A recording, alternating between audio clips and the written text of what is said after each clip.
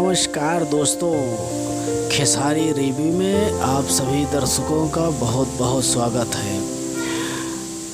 आज आप लोगों को पवन सिंह के गाने के विषय में हम बताएंगे आप लोगों को कि एक गाना रिलीज होने वाला है, खिलाड़ी नैकी।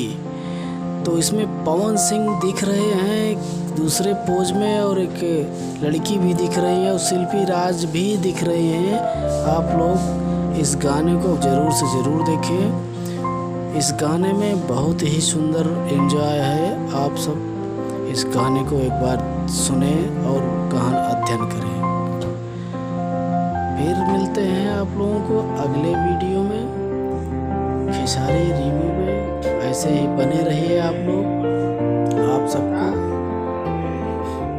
हम न्यूज़ देते रहेंगे। आप लोग हमारे चैनल पर नए हैं तो हमारे चैनल को सब्सक्राइब करें, बेल आइकन प्रेस करें। खेसारी लाल का गाना कुछ ही दिनों में आने वाला है, मटक मटक।